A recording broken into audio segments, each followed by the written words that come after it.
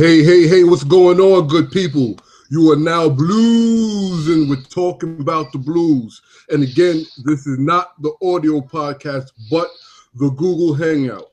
And I got a special guest that we're always honored to have join us. And that's Bill HowlNMADD Perry. What's going on? Everything. You name it, it's going on. That's the way I look at it.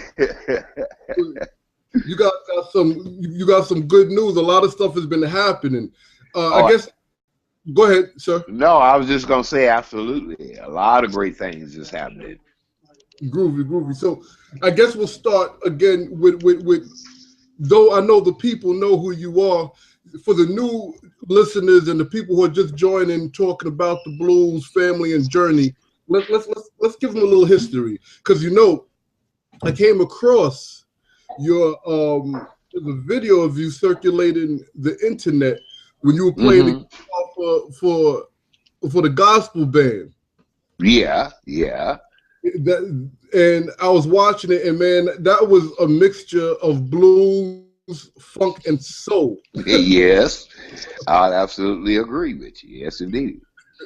So let's start off reminding the people about your blues journey and what the honorable and the legendary Bill HowlNMADD.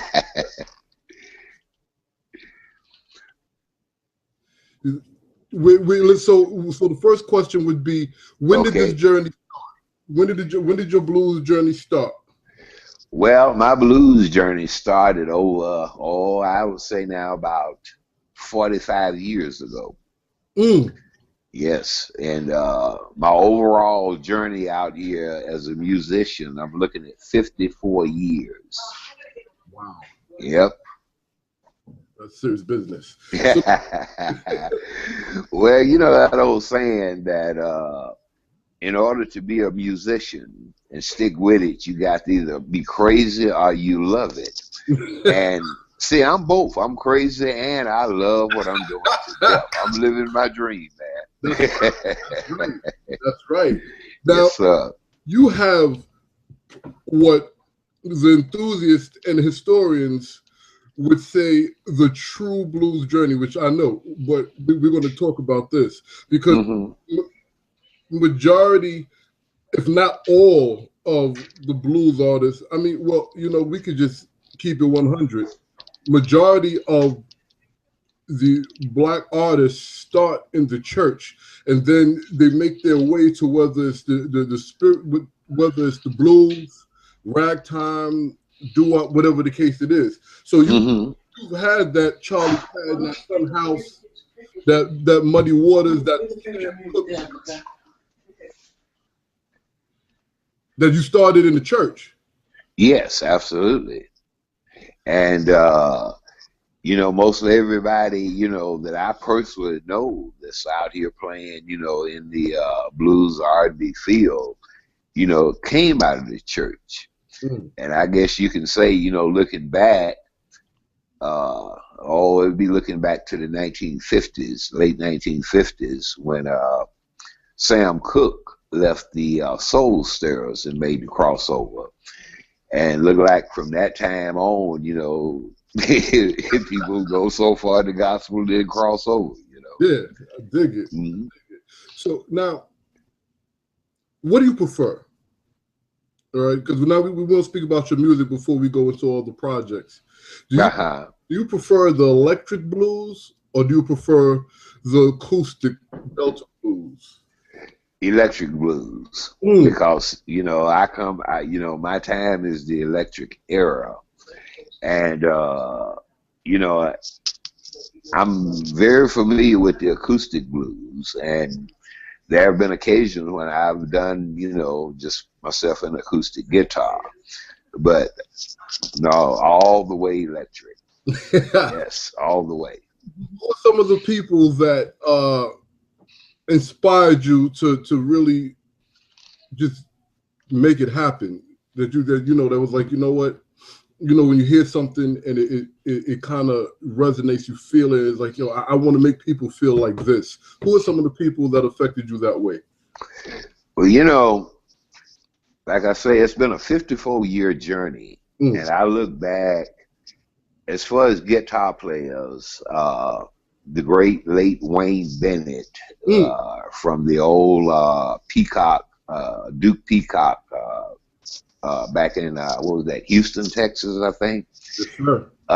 It was another guy named, well, I remember his last name. It was Hargrove, Mm. and I think he's also deceased. But you know, those two guys of all the guitar players that I've met over the years, those two was absolutely the greatest Mm. when you look at guitar playing overall. Now, that's my opinion. I dig it. I dig it. Yes. I dig it. So, Uh-huh. where was the transition from being the featured guitarist in the group to becoming a blues artist? Who is that? Jeff in the back? Yeah, that's Jeff in the back. Him and Shy both taking Hey, pictures Shy, and stuff Jeff. as we talk. Well, I stayed in the gospel field until the late 19. In fact, it was 1969. That was my last year playing in the gospel field as a professional. Moving on from there, I played with Little Milton for a while. I played with Johnny Taylor for a while. And along that, those are some heavy hitters. some of the heaviest hitters from yesterday, absolutely. And see it along that journey, I got a chance to jam with people like Freddie King, the late T-Bone Walker, and just a whole host of people, I met, moving around America. And, I recorded my first record in 1971, I think it was.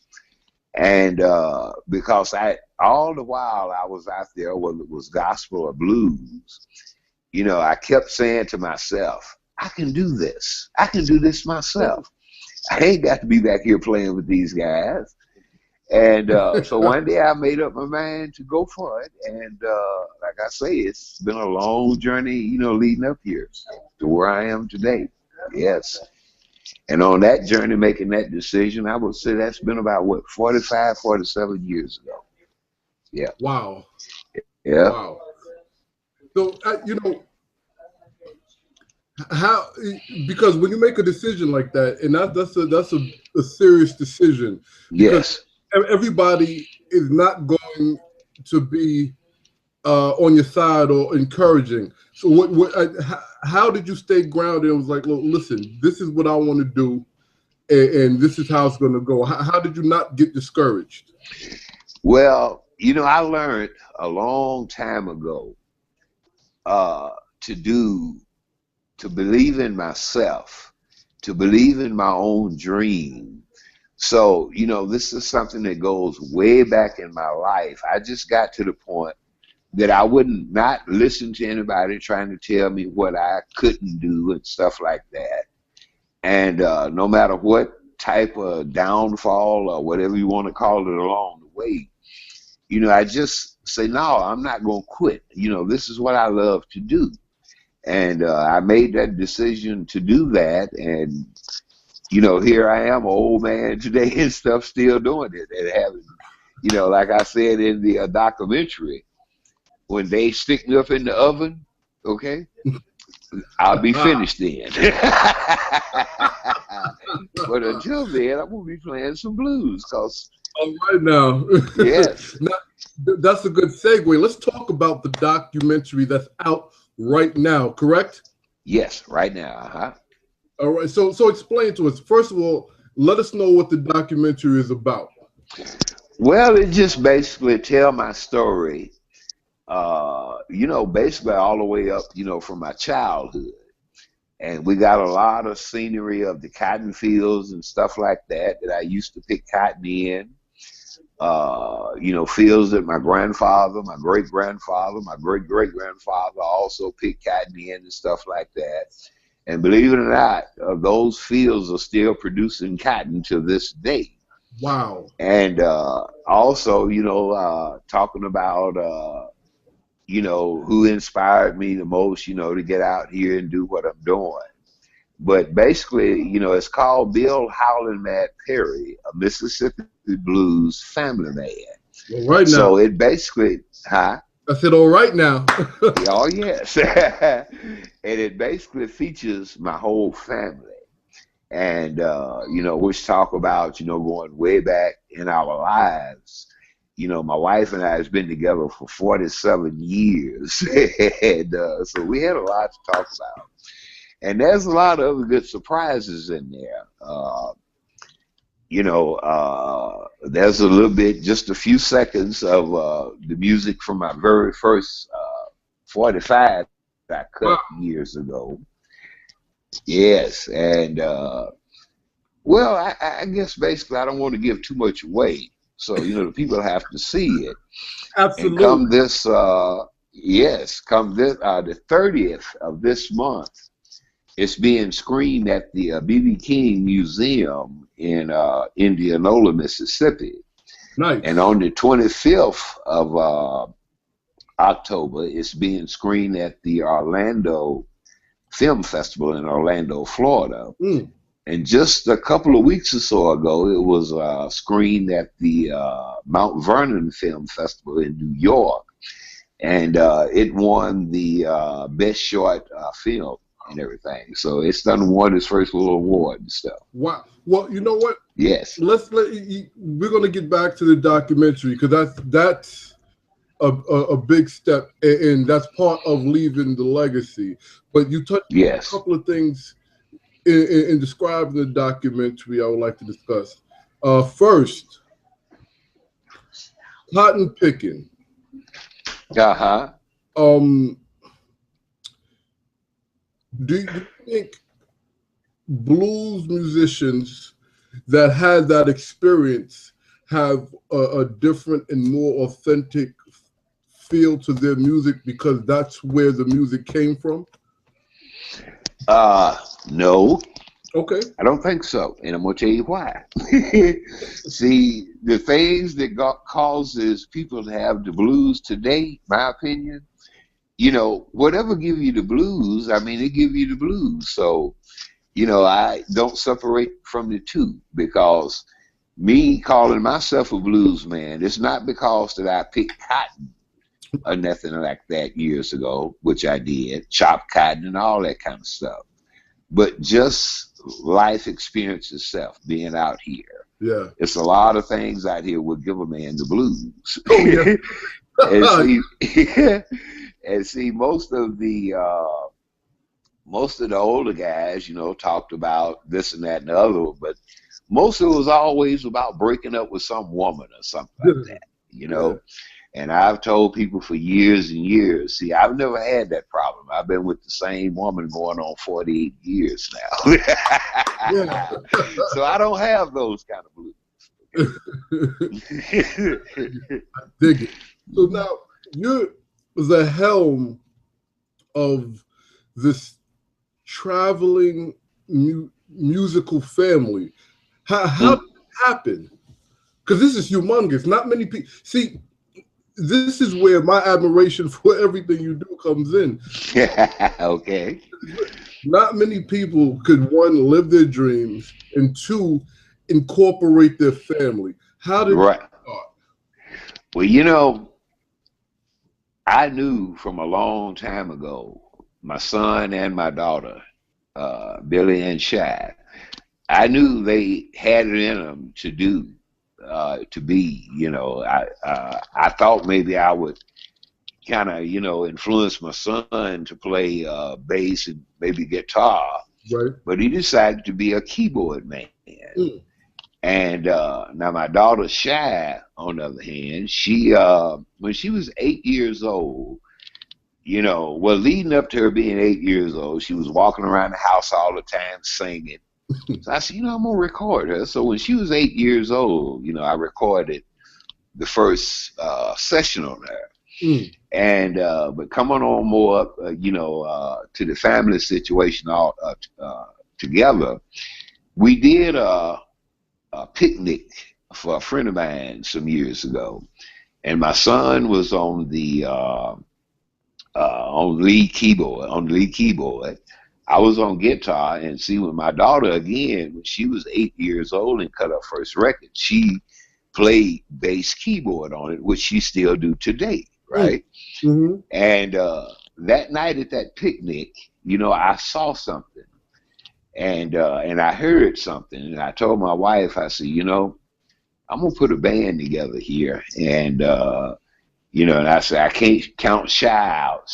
We're gonna do something very different, which we did. You know, I mean, it's been quite a few years, and we put a few bands out of business because we had a 4-piece band that sounded like 8 or 9 people up there on that stage. Wow. Okay, and so I don't know. You know, I mean, to me, it's one of the greatest situations that could have happened.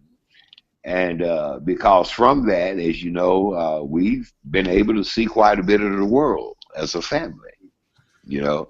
And like I've been telling people, I say, you know, I'm kind of like the Bo Weevil, you know, when he told the farmer, my whole damn family is here.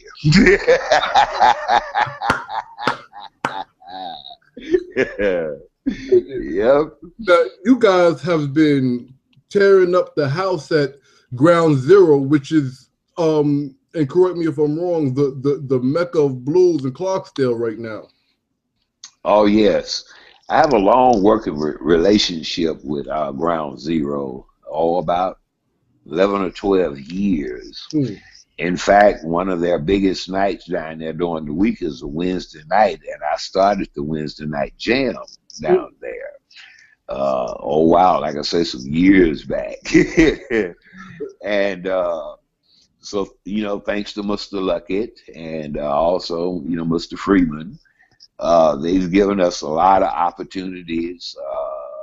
We got a chance to appear on the Rachel Ray show with Morgan Freeman. Nice. We got a chance to be on 60 Minutes with Morgan Freeman. So, you know, Ground Zero and the owners and, you know, a lot of other folks that has been there and folks that's there today have, you know, played a big part, and we worked there quite a bit and stuff. And see, a few years ago, it's this famous rock band. They are called Flaming Lips. Okay. So they came through Mississippi, breaking the record that Jay-Z broke some years back for the most concerts in 24 hours. Yeah. Okay. And Jay-Z had did 8, I believe it was. So Flaming Lips was going for 9, which they did. And of course you had I think, I don't remember, it was some cable TV or satellite, you know, that was with them on the trip. So when they came through Clarksdale, they wanted somebody that could tell them the story about the crossroads. So they suggested me. So I got a chance to ride with them back from Clarksdale back up to my home in Oxford. And on the way up, I told them, I said, well, fellas, you know, don't be surprised if I don't break y'all's record. So it is my plan to break their record for the most concerts in 24 hours, and I plan to do it within the next year. Right. Yes. So wait, let's talk about Oxford, Mississippi, because there's a history in Oxford, Mississippi. And the connection to the music and the culture of the blues. Could you give us a little taste of the history of Oxford? Well, you know, Oxford is more of a literary town than a musical town. There's a lot of music going on in Oxford because of the oldest university that's you know, here in Oxford. And HBCU, yes. Now go ahead. No, I was asking you. That's a historically black college, yes? No, that's Russ College. That's the one that's up in Holly Springs, Mississippi, where I'm at now. Okay. So I'm in Holly Springs right now. Yeah. So that's the one that you're thinking about. Okay. Yeah. No, so continue. Yeah. So Oxford, so it's a literary town. Yeah. Oh, And well, going back, the Ole Miss University has been there since the 1800s, 1840s or 50s or something. I don't remember exactly. But it was also known for being a cotton town, and it was known for that all the way up into the 50s. And believe me, my parent, grandparent, uncles, and so forth brought many pounds of cotton up to the cotton gins.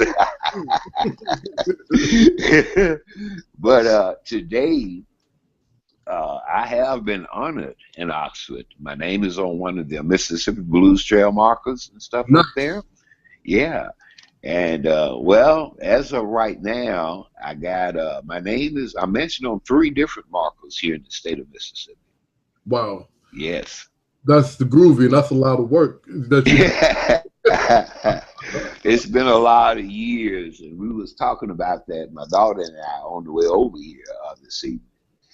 It's been a long journey, and most of the things, a lot of the things I should say that has happened in my life, I never dreamed would happen. I never thought about doing it, like being in the movie with Cuba Gooding Jr. Right. I never dreamed something like that would, happen. But it came to me, and I'm just the type of person, I figure I can do anything, So I took it. And according to the critics, I stole the scene. Which is how I was supposed to. And speaking of you doing anything, now you and I, when you were on the podcast, we spoke about, I believe the name of your show was Blues Trekkers. Yeah. However, Miss Shy Perry informed me that not only was the concept your idea, you actually edited the shows. Yeah, I did. I did. Again, I went to do an interview one morning at a local TV station in Greenville, WABG. Okay. And I just happened to be setting up in there, and I was watching, how they was doing different things. And so I'm like, I could do that. And we went for it. And we made it happen. I mean, that show ran for, quite a while there. That's yes. Crazy. So, yeah. So let's talk about how did Bill HowlNMADD Perry and the Perry family link up with Old Dog? Or better yet, how did Old Dog Records link up with Bill HowlNMADD? Well, about a year ago. Good night, baby. Sorry. Yeah, we was down in Clarksdale, Mississippi. It was during one of the festival weekends, and my daughter and I was playing out in front of the Rock and Blues Museum down there. And all of a sudden, this guy walked up, started talking, introduced himself. And it was Jeff Todd. So as he was walking off, he said, I've been keeping up with y'all. And that was about the end of it until the next year. So the next year, he decided to do more than just say, I've been keeping up with you guys. We actually started communicating. Right. And now here he is, just about 25-minute drive from where I live. And we are in the process of doing some great things that you will be hearing about in the very near future. Myself and my daughter, we're going to be recording a new CD here soon. And I can even tell you what my CD is going to be called. Let's talk about it. Well, it's going to be called I'm a Juke Joint Player. Yes, indeed. Yeah. And the song, and that's going to be the lead song on the CD. So get ready for it, because I am a juke joint player. Yes, you are, sir. We're ready. So we're waiting for you to come to New York. We're gonna have to make a trek down to Mississippi. That would be great. That would be absolutely fantastic. But I'm looking forward to making the trek to New York again. Yes, sir. Yes, sir. we're waiting, you know. So now, coming from, because you've been in several situations, you know, from being in a band, the group, working with a label, as playing with other artists, being independent. What I guess is the what led you to going back to working with a label after being independent this long? Well, you know, it's looking at what you're speaking of right now, right? Yeah, well, see, you know, they always say, you know, two heads is better than one. Yeah.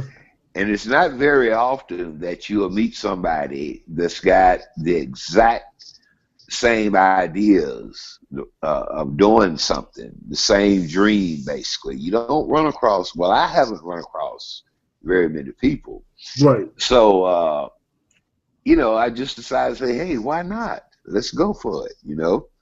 And some years back, I guess close to 20 years ago, somebody had said to me, I was talking to him about signing on to the label. And he showed me the point to where I could make more money doing it myself.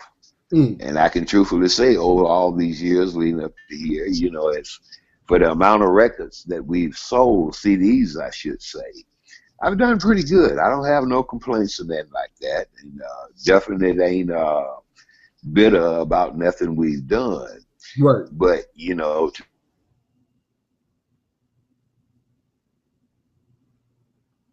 I lost you. Are you there? There you go. I see you. I don't hear you yet.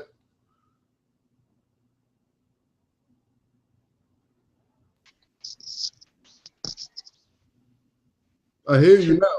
Oh, okay. Okay. It kind of lost you there for a minute and everything. Yeah.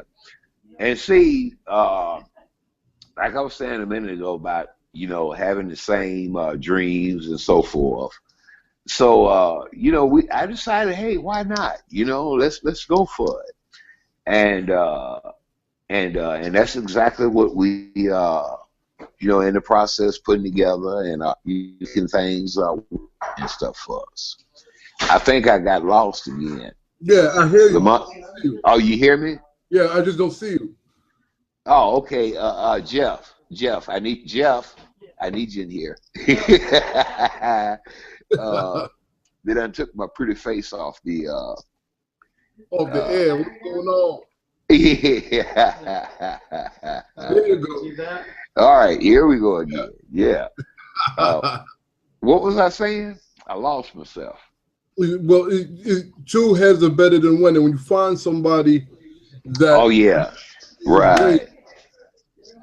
Well, see, some of the same things that we had planned to do last year, we got thrown off schedule because some of the stuff that we had planned for the gel together in order to be able to make a tour across America. Right. And in quite a few different ways, you know, I'm glad that things worked out the way it did last year and we didn't go. Because, see, this year we got the new documentary that we can take along with us. And Old Dog Records and JT. Yes. Right. Yes. So, and he's been very busy, you know, booking and stuff like that. And for all the viewers, well, this is the documentary right here. And Bill HowlNMADD Perry, a Mississippi Blues family band. And from this True Delta, which is from the same producers, you know, and from this documentary, True Delta, which I'm a part of as well, they decided to do this one on me, and I'm glad they did. Because right along by now, you know, I can truthfully say, to my knowledge, I don't know no other blues man in the state here's got his own documentary out. Yep. That's what it's about. Yes, indeed. I absolutely agree with you. Yes, sir. So now they showed the documentary at the B.B. King's Museum, yeah? Now, that's going to be on the 30th of this month, October the 30th, from 6 to 8 p.m. And you taught there at one time, yes?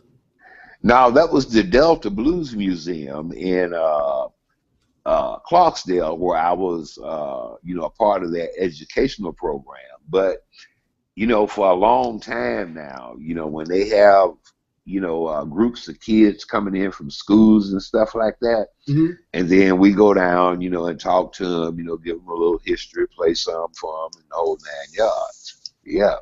So I got basically ever since that museum has been open, we've been having a working relationship and stuff. That's cool. Yep. That's cool. Yes. Yeah. Preserving the heritage as well as the music and the art of it. Yes. So now, do you have an album? I know you're working on a new album. Do you have an album out currently? Well, the album that's out now currently is called The Clarksdale Session. And I'm sure you can probably find it on the iTunes or something like that and everything. Yeah. Uh-huh. So how did this album come about? The Clarksdale Session? Yes. Well, in all the years that I've been recording, I always recorded my own stuff. I always produced it in the whole 9 yards. But when I did my last the CD before this Clarksdale Session, which I got my for one of the songs on there called Whale Blues. I won the coolest blues song of the year from the song. But I was darn determined that I was not going to produce my next CD. I was going to get somebody else to do it, which I did. And I'll never do no more. Because I hold that question because I want to know why did you feel you wanted somebody else to produce it, and then why did you feel you wanted somebody else to produce it? Well, I don't know. That's what I kind of been asking myself because it kind of took me away from basically the groove I had going. 3 CDs before that one. One was called Reasons I Sang the Blues. The other one was called Juke Joint Jump. And the one before Clarksdale Session was called Whale Blues. Okay. And each one of those CDs on XM Satellite Radio was the pick to click, the #1 pick to click. And on that Reason I Sang the Blues, they was playing about 5 different songs, I think it was, off of that CD. Wow. And this Clarksdale Session, I ain't got nowhere near the airplay and stuff, because everybody be saying to me, man, that wasn't you, man. I was like, why would Bill Perry do something like that, Well, I let somebody else do it. Right. So this next one, I will be back where I'm supposed to be at, and that's juking. Yes, absolutely. Right, because at this point, you know how you want your music presented and how you want it to flow in terms of the album. Absolutely, absolutely. And and I'm going back to what I know how to do best, making my decisions on the songs that I'm doing. Every CD, let me see, 1, 2, 5 CDs, and I never did a cover song. Now, ain't nothing wrong with doing a cover song, but I write my own songs, okay? And on this Clarksdale Session, let me see, I think it's 2 cover songs on there. One of them is called From the Wizard of Oz, Over the Rainbow. And then I redid a song that Rod Stewart made real famous back in the 70s, Reason to Believe. Now, that's a song that I've been doing on my live shows ever since back in the 70s. But I found that, they talked me into putting it on the CD, which I did, got great reviews from it. Okay. But I'm going back to my original stuff. Right. And I'm gonna stay there. Because that's what works. That's what works. That's right. That old saying, "Go if it's working, don't fix it."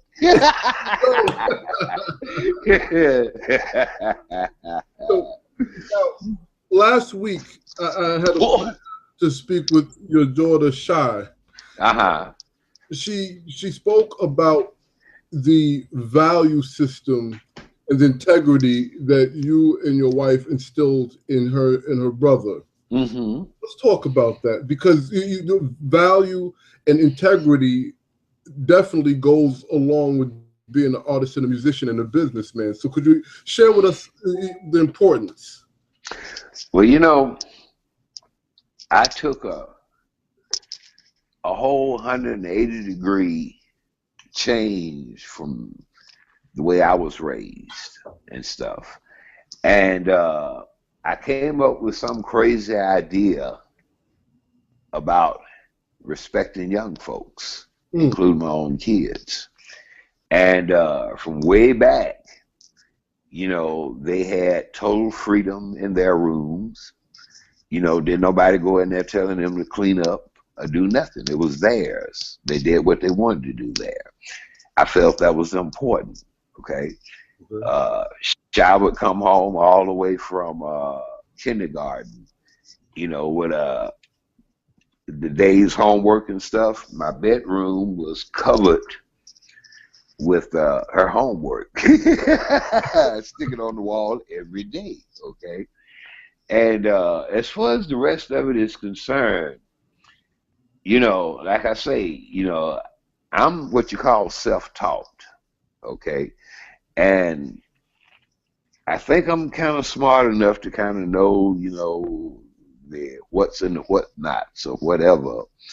And so just passing on the positive.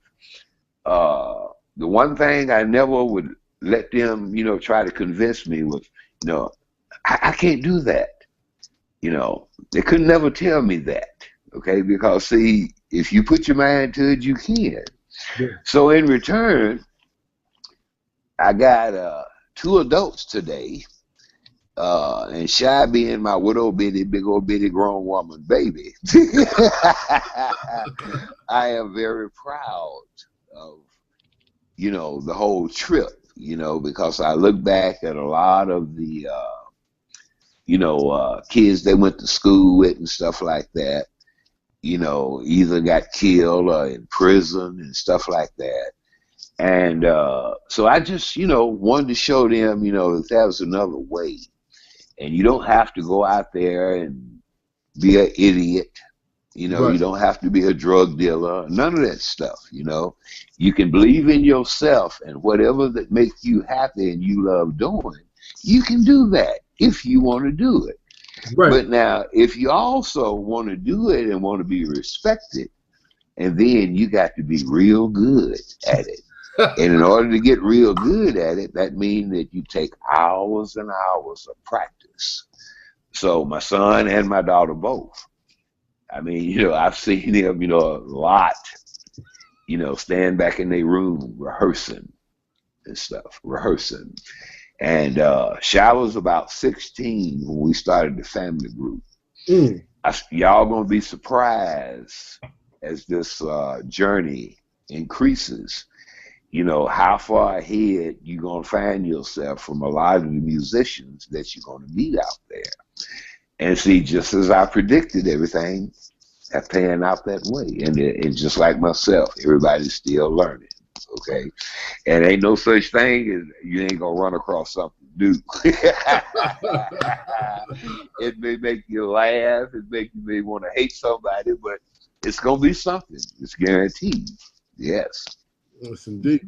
So, so would you say that the dream that you had actually not only gave your family a great connection, but rescued your kids from, well, your young adults from some the peer pressure. The things that we had to deal with, that a lot of people had to deal with.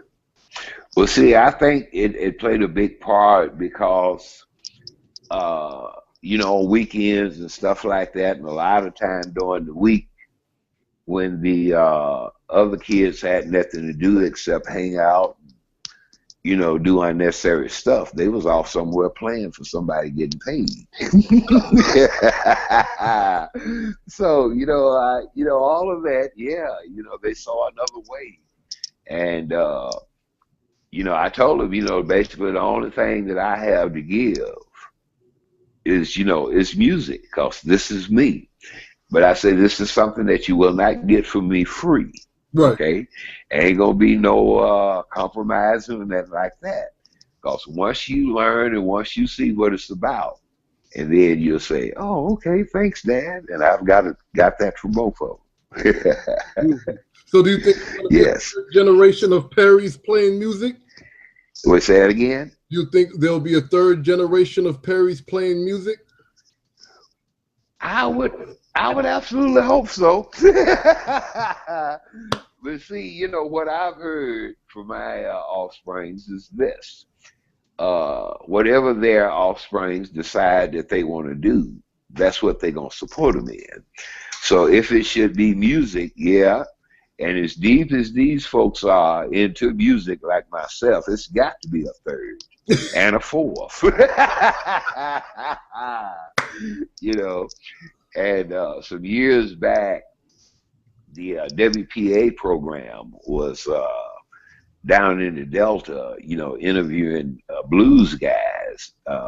Back in 1929, I think it was, they did a recording of former slaves that were still alive. So they was asking the musicians, you know, to tell their story, you know, which I think it's the Library of Congress. You know, you can dial my name in and listen to it to this day. But the last question that the lady that was interviewing me asked me was, you know, say 100 years from now, if one of your descendants should listen, you know, to this a recording, what would be the one thing that you would want them to know more than anything else? And that was real simple for me to answer. And that is, I did it my way. You know, that's been my life. I've done it my way. I have no regrets, you know, for nothing, you know, because like I told you earlier, I absolutely do not let people influence me. Right. You know, if you tell me what I can't do, I'm going to try 100 times harder to show you it can be done. Okay. And and see, and I look back, you know, my own relatives, you know, looking back years and years, them laughing at me, talking about me. One of my cousins told me one time, he said, "Hey man," said, "I heard you one of your new records." I said, "Well, no, it couldn't have been me." I say, I haven't put out a new record lately, right? He was, no, it was you. They called your name. I said, "Well, what was it called?" He said, "Turn the radio off."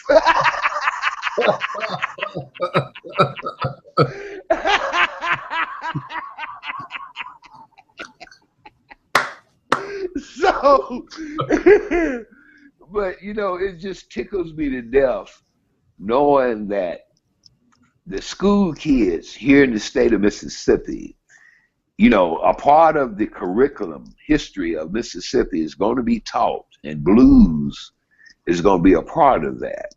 And they will definitely be reading my story for years and years to come. And but just think, if I would have let into that turn the radio off or any of that kind of stuff bothered me, I wouldn't be able to say this. Okay? Yeah, absolutely right. Because I would have quit. And see, the one thing that I don't do is quit. Okay, tell me. Well, see, you know, my birth sign is Leo. They say Leos just don't quit. We're just stubborn, okay? And you know, I guess I can say that about my life, because no matter what has popped up in my life, good or bad, I've stayed with what I love. That's right. That's right. That's that right there. Good folks, I hope y'all listening, because that's the journey, and that's what this right here is all about. Excuse me. Yes, absolutely. I agree with you. Man, so are we gonna get a quick performance, or is that's not happening tonight either? Well, I tell you what, yeah, why not? Hey, Jeff, give me a straight back chair and give me that acoustic guitar and stuff. I don't have a straight back chair, but You got a stool there? I got a stool right here. Oh, I'll take it. let me change up seats here right quick. All right. And sure, we can get a song. Yes, sir. And well, remember, you know, you talking to the mouth of the South. I don't know when to shut up.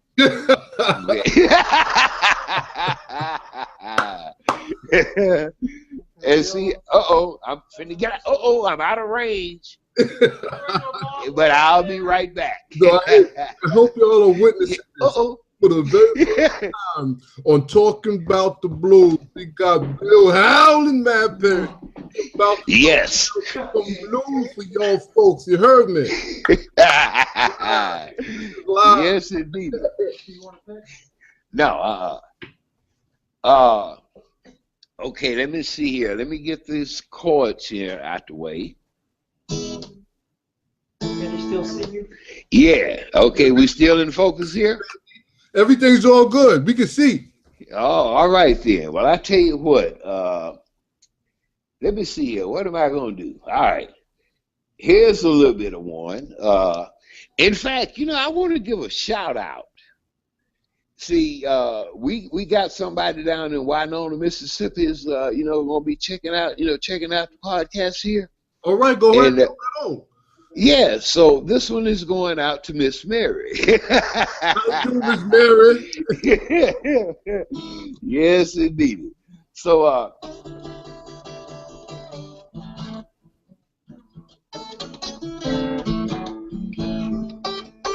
I got the blues. Lord knows I got the blues. No matter if I didn't choose, Lord knows I got the blues. Blues have a way following you around. If you don't watch yourself, the blues will get you down. That's all right. Be like that sometimes.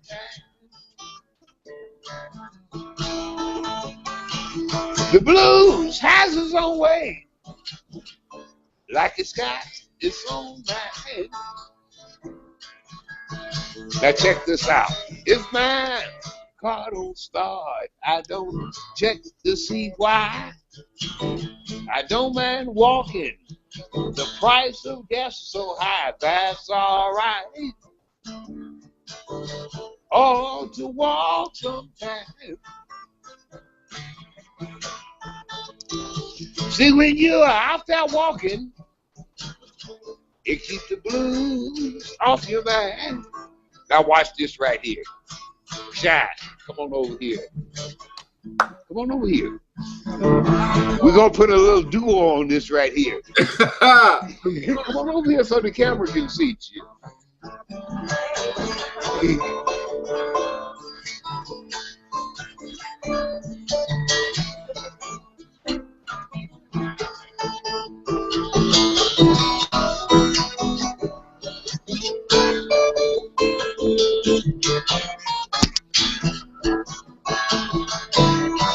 I got the blues. I got the blues. I got the blues. I got the blues.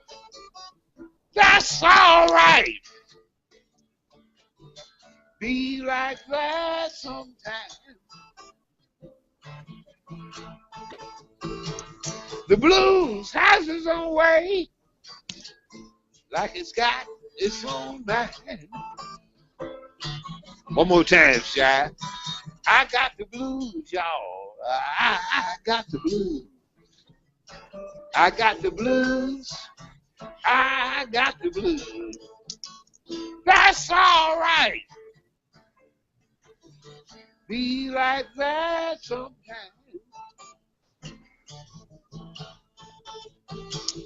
The blues has its own way, like it's got its own band. And there he is. That's what I'm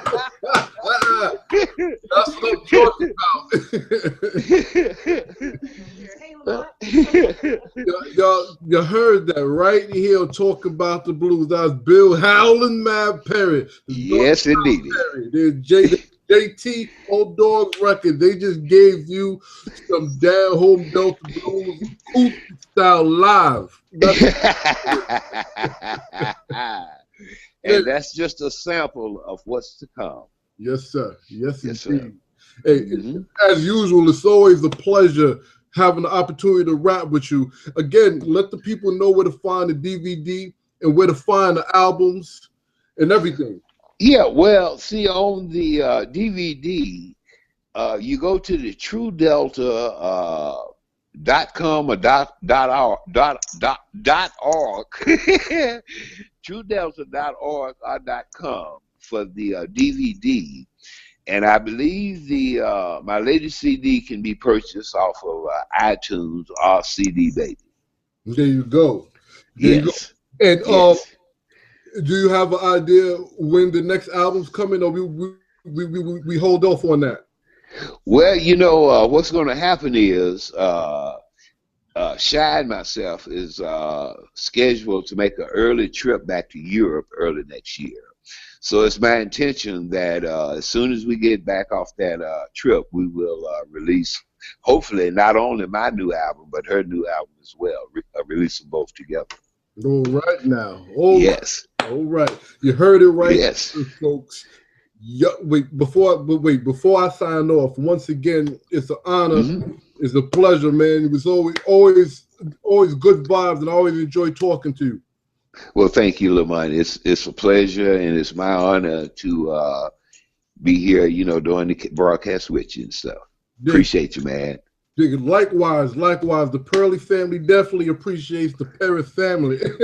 Well, thank you. Thank you very much, and vice versa. So y'all been tuned in to Talking About the Blues. Remember, follow us on Twitter, like our Facebook page, go to the website, follow and subscribe to the blog so you can get all the latest updates.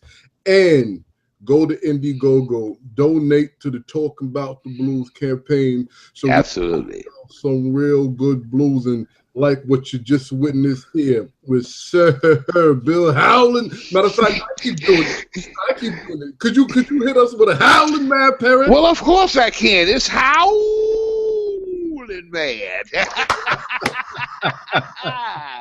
And you know what? One other thing, you know, Lamont, before we shut this down. Yes, sir. See, you know, right now, every time I open my mouth, you can see all the way to the back of my head, right? So, in other words, what I'm saying is, the next time you see me, I'm gonna have a mouthful of store-bought teeth.